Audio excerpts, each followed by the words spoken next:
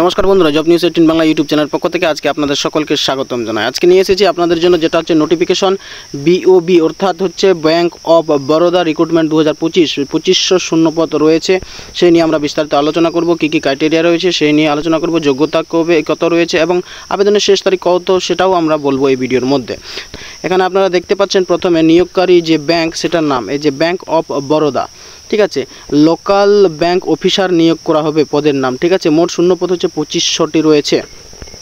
আর শিক্ষাগত যোগ্যতার দিকে যদি আমরা লক্ষ্য করে দেখি তাহলে ভারতের যে কোনো স্বীকৃত বিশ্ববিদ্যালয় থেকে যে কোনো বিষয়ে গ্র্যাজুয়েশন ডিগ্রি থাকলে চাকরি প্রার্থীরা এই পদে আবেদন জানাতে পারবেন। এছাড়াও অন্যান্যরাও আবেদন জানাতে পারবেন। এক্ষেত্রে কস্ট অ্যাকাউন্ট্যান্ট, ইঞ্জিনিয়ারিং বা মেডিকেল পড়াশোনার ডিগ্রিযুক্ত চাকরি প্রার্থীরাও এই পদে আবেদন জানাতে পারেন, এই কথা বলা হয়েছে, ঠিক আছে। বয়সসীমার কথা বলা হচ্ছে ন্যূনতম 21 বছর চাওয়া হয়েছে, সর্বোচ্চ 30 বছরের কথা বলা হয়েছে এবং এর পাশাপাশি সংরক্ষণের যে নিয়ম সেটাও দেওয়া হবে, অর্থাৎ এসটি, এসসি, ওবিসিদের। মাসিক বেতনের দিকে যদি আমরা লক্ষ্য করে দেখি এখানে দেখতে পাচ্ছেন ন্যূনতম 48,480 টাকা থেকে শুরু হচ্ছে, ঠিক আছে। তারপর অন্যান্য যোগ্যতাতে কী চাওয়া হয়েছে, আবেদনকারী চাকরি প্রার্থীকে অবশ্যই স্থানীয় ভাষাতে পড়তে লিখতে এগুলোর কথা বলা হচ্ছে জানা, অর্থাৎ যে জায়গায় তিনি আবেদন করবেন, মূলত যে রাজ্যের হয়ে চাকরি প্রার্থীর আবেদন জানাবেন সেই রাজ্যের ভাষা সম্পর্কে যথাযথ জ্ঞান থাকার কথা, এটা তো স্বাভাবিক বলা হয়েছে, ঠিক আছে।